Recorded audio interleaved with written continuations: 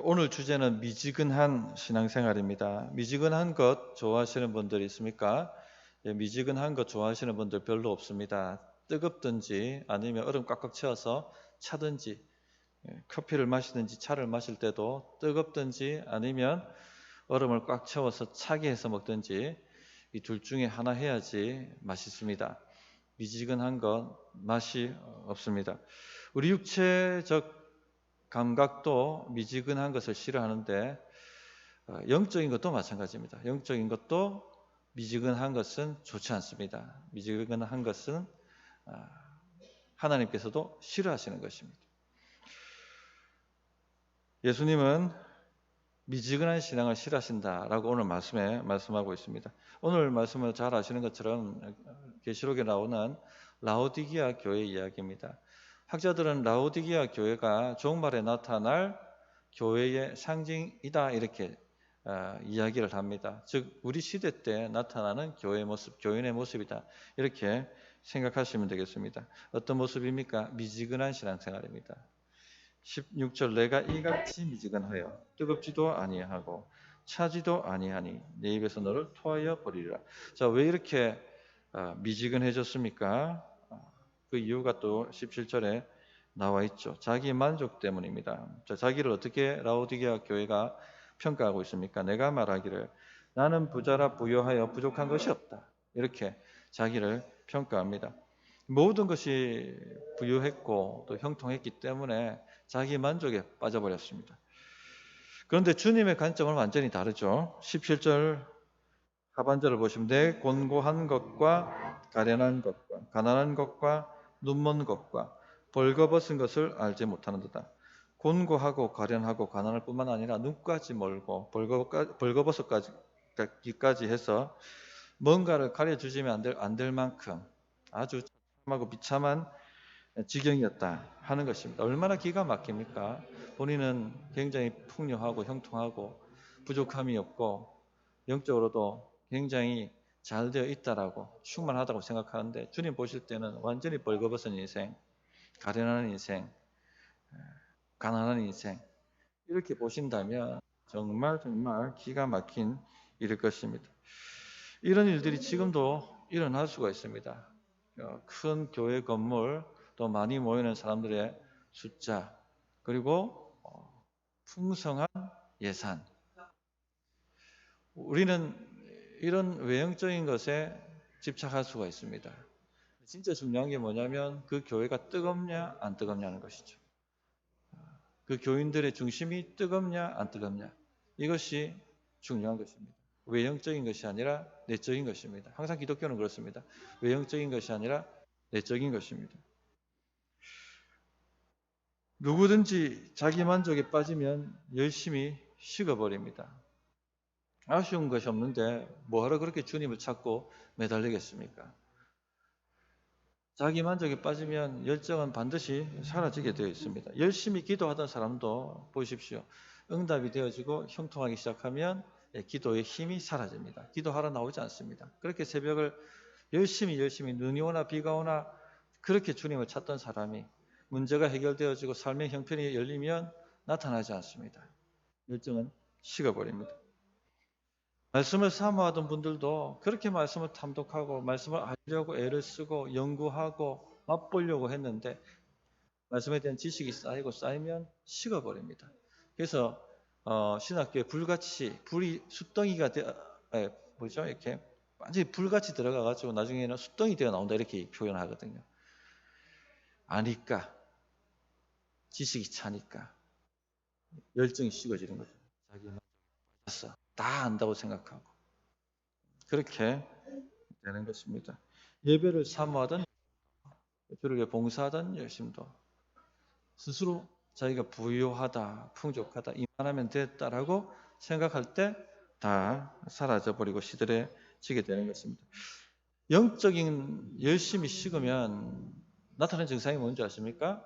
영적인 것에 별 관심이 없어집니다. 교회에서 기도회를 하든 별로 관심 없습니다. 교회에서 부흥회를 하든 별 관심 없습니다. 교회에서 양육 프로그램을 하든 무슨 뭘 하든지 전혀 생각이 없습니다. 근데 세상적인 것은 굉장히 생각이 납니다. 쇼핑하는 거, 드라마 보는 것, 예배보다 더 달콤하고. 우리 목사님 드라마처럼 예배에서 인도하시면 어떨까? 막 이런 생각도 하고 그렇게 하지 않습니까? 식어버리는 거예요, 열정. 노는 건 좋아하고. 저도 새벽 기도 막 하다가 휴가 갔다 오면요. 다시 시작하기가 힘듭니다. 식어버립니다, 그만큼. 더 놀고 싶고. 이 세상적인 게 계속 이렇게 다가오는 것이죠. 이렇게 미지근한 사람들은 주님을 안 믿는 사람들이 아닙니다. 교회도 출석하고 주님을 따르기도 하고 봉사하기도 하고 그렇게 하는 사람들입니다. 특별히 악한 일을 행하는 사람들도 아닙니다. 단지 뭐가 문제냐면 주님을 전적으로 따르지 않는다는 것이죠. 적당히 따라간다는 것이죠. 이게 문제입니다. 적당히 따라간다는 것. 예수님은 이런 미지근한 사람들을 좋아하시지 않습니다. 싫어하십니다. 어느 정도까지 싫어하십니까? 역겨워서 토해내고 싶다. 이렇게 표현을 하시는 거죠. 라오디게아는 온천으로 유명한 도시라고 합니다. 거기에는 광물질이 다량 함유되어 있는 온천수가 많이 난대요. 그런데 이 광물질이 함유되어 있는 온천수는 뜨겁게 먹든지 아니면 차게 먹어야지 마실 수 있지. 미지근해져 버리면은 구토가 올라온답니다. 그래서 너희가 뜨겁든지 차든지 하라라고 라오디게아 교인들에게 얘기할 때 딱 이 느낌이 뭔지 이 사람들은 알았습니다. 역겹다는 걸. 우리 주님은 이처럼 미지근한 신앙을 굉장히 역겨워하시고 토해내고 싶어 하실 만큼 싫어하신다는 겁니다. 우리 이거 분명히 기억해야 됩니다. 그럼 예수님은 어떤 사람 좋아합니까? 뜨거운 사람을 좋아합니다. 뜨거운 사람들.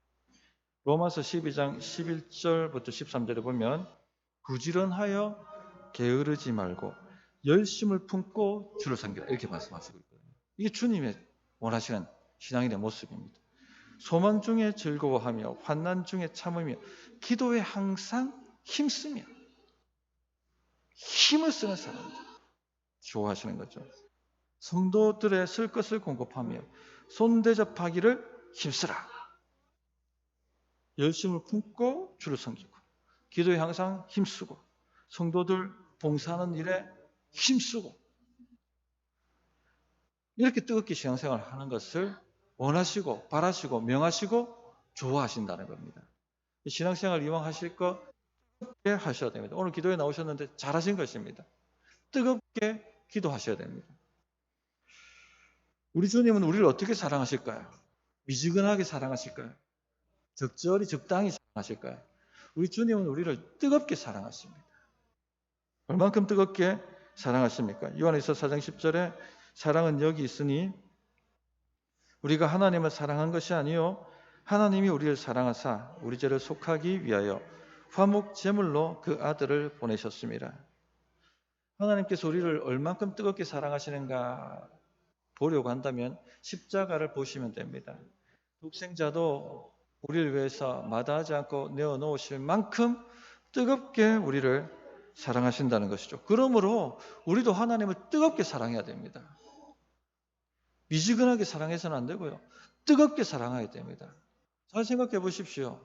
나는 내 아내를 뜨겁게 사랑하는데 내 아내가 나를 미지근하게 사랑하면 정말 미칠 노릇 아니겠습니까?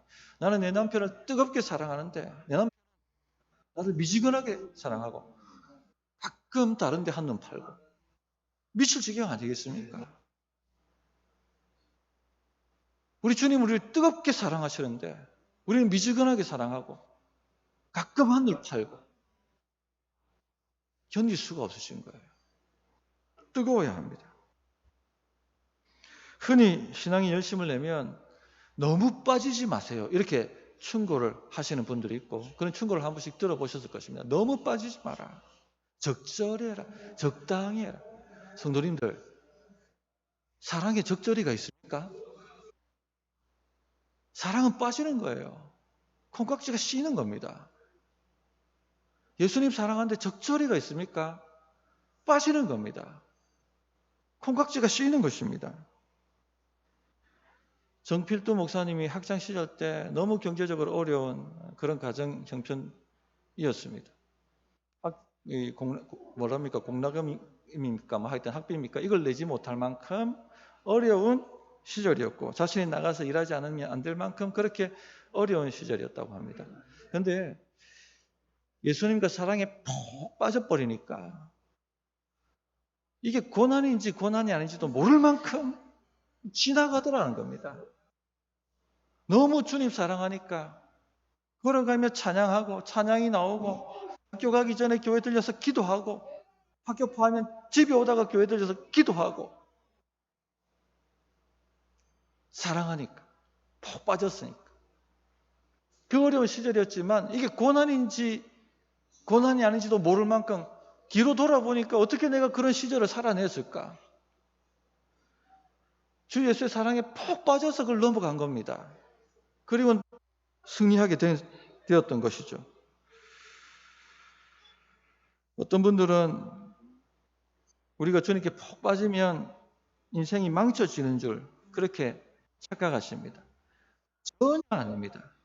주님께 푹 빠져야지 인생이 됩니다. 인생이 살아납니다. 삶이 회복되어지고,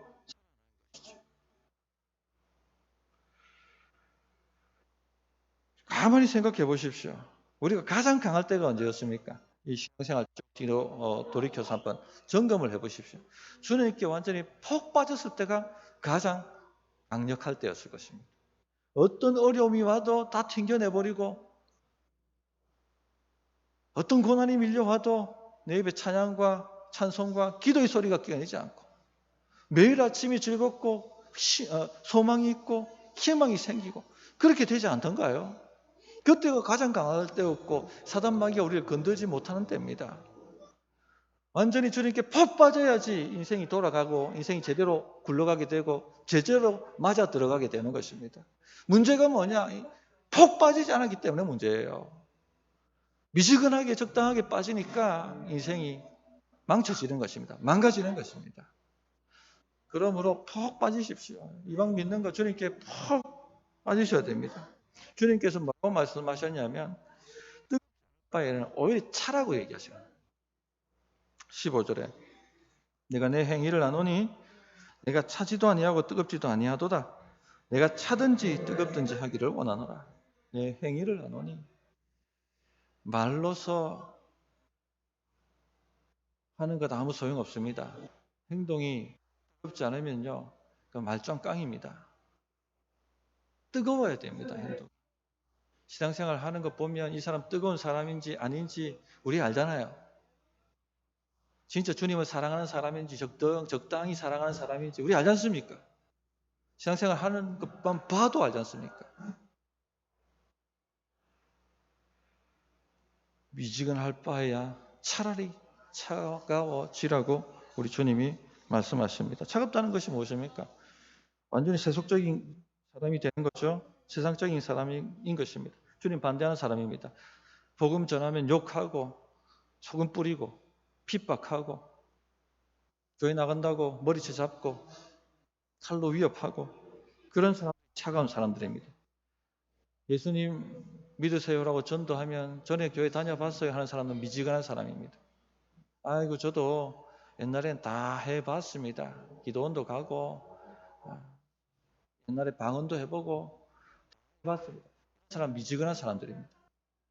그럴 바에야 그냥 예수님 박해하고 예수님 욕하고 핍박하는 그런 찬 사람들이 되라고 말씀하시는 거죠. 그래야지 뜨거워질 가능성이 있다는 겁니다. 은혜를 온팡 받아가지고. 사도 바울은 차가운 사람이었습니다. 예수 믿기 전에. 스데반 집사님 돌에 맞아 죽을 때 돌로 치는 사람들 옷을 받아서 빨리 치라고 했던 사람입니다. 또 예수 믿는 사람들 대제사장에 공문 받아가지고 다메섹까지 가서 다 체포해서 감옥에 집어넣었던, 교회를 박해하고 대적하는 악랄한 사람이었습니다. 차가운 사람이었습니다. 그런데 이 바울의 스승인 가말리엘은요, 미지근한 사람이었습니다. 기독교도 유대교의 한 분파 아니겠나? 냅둬라, 뭘 핍박하나?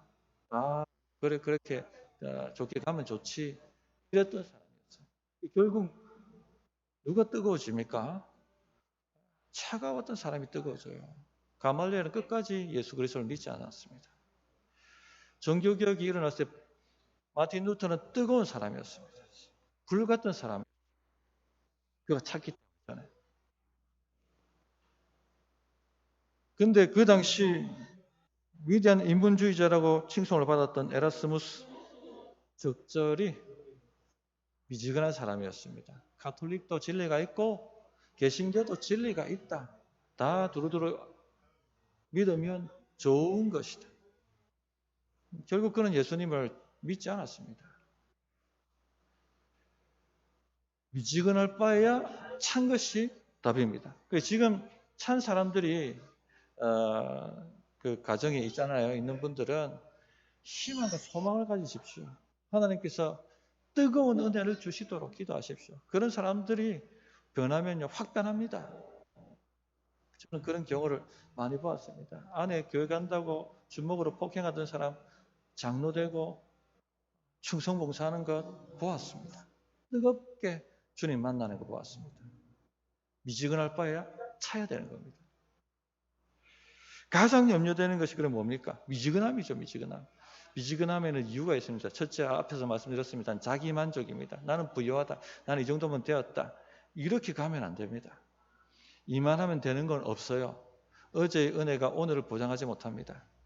예전에 저 뜨겁게 했습니다. 그런 거 아무 소용. 미지근한 사람들의 특징이에요. 그렇게 얘기하는 거. 지금 뜨거워야 됩니다. 지금 불같아야 되는 것이죠. 미지근한 이유가 또 무엇입니까? 이 환경적 요인이 있습니다. 라우디기아는 터키 내륙에 있는요, 굉장히 부유한 도시였습니다. 금융업이 발달했고 제약기술이 발달했기 때문에 의료시설이 많았고 유명한 의사들이 많았다고 합니다. 또한 온천에 있는 관광도시였기 때문에 돈이 철철 흘러 넘쳤다고 합니다. AD 60년경에 대지진이 일어나서 도시가 많은 부분 파손되었을 때 로마 중앙정부가 재건을 위해서 도와주겠다고 했을 때 됐습니다. 우리가 합니다. 라고 했던 도시였습니다. 그러니까 부족함이 없는 거죠. 환경이 좋아질 때 조심하셔야 됩니다. 내 환경이 좋을 때, 고난이 없을 때, 뭔가가 형통하게 잘 되고 있을 때, 그때가 위기 때일 수가 있습니다. 더 이상 기도하지 않거든요. 뜨거워지지 않거든요. 그냥 환경에 만족해버려서 모든 것이 잘 되고 있는 줄 착각하고 마는 것이죠. 이런 미지근함을 깨우려면요, 표대의식을 가져야 됩니다. 빌립보서 3장 13절부터 14절에 형제들아 나는 아직 내가 잡은 줄로 여기지 아니하고 오직 한 일, 즉 뒤에 있는 것은 잊어버리고 앞에 있는 것을 잡으려고 표대를 향하여 그리스도 예수 안에서 하나님이 위에서 부르신 부르심의 상을 위하여 달려가나. 이 사도 바울의 고백이거든요. 사도 바울의 일생을 한번 보십시오. 정말 뜨거운 사람이에요. 다메섹에서 주님을 만나고 난 이후에 사도 바울은요, 그 뜨거움이 목이 잘려 순교할 때까지 식지가 않았습니다. 감옥에 집어넣어도 이 열정을 꺾을 수가 없었어요. 돌로 쳐도 열정을 꺾을 수가 없었습니다. 엄청나게 뜨거운 사람. 그 비결이 무엇이었냐? 오늘 아까 읽어드린 빌립보서 3장 13절 14절 말씀입니다. 표대의식입니다. 나는 뒤에서 한 일, 즉 뒤에 거 다 잊어버린. 과거에 어떤 은혜를 받았든지 과거에 어떤 성취를 했든지 그건 다 지나간 일. 나는 추억을 먹고 사는 사람이 아니다. 나는 표대를 향하여서 앞에 있는 것을 붙잡으려고 달려가는 사람이다. 계속 목표를 만들고 그 목표를 향해서 달려갔습니다. 주님을 더 알기 원합니다. 주님을 더 알기 원합니다. 주님 손에 붙들리기 원합니다. 그것이 바로 사도 바울이 뜨거웠던 방법이었습니다. 성도님들, 과거에 어떤 은혜가 있었던지 얼만큼 뜨거웠던지 그거 다 잊어버리십시오. 과거에 무슨 성취를 했든지 다 잊어버리십시오. 표대를 향해 달려가야 됩니다. 여러분 표대가 있습니까? 목표가 있습니까? 그것이 없다면 식어 있을 것입니다. 오늘이 마지막 수요 기도회입니다. 21년도. 한 해를 마무리하면서 나는 내가 설정했던 영적 목표를 이루고 붙잡기에 달려왔는가?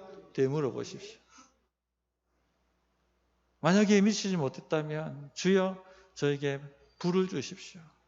성령의 불을 주십시오. 탄식하며 기도하십시오. 그리고 2022년도 목표를 세우십시오. 주님, 내가 주님을 더 알기 원합니다. 주님 손에 더 붙들리기 원합니다.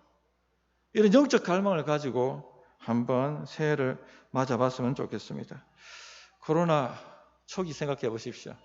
잘 드리던 예배가 몇 달 동안 온라인에 전환됐을 때, 그리고 그것이 끝나고 난 다음에 다시 만났을 때 얼마나 감격이 있었고 감사가 있었습니까? 그런데요, 이제 세월이 지나고 코로나도 2년이 지나고 나니까 또 해이해지지 않습니까? 이거거든요. 미지근하지 맙시다. 푯대를 정하고 뜨거워질 수 있도록 그렇게 달려가는 우리 경산중국의 성도님들 되셨으면 합니다. 찬양하고 기도하도록 하겠습니다.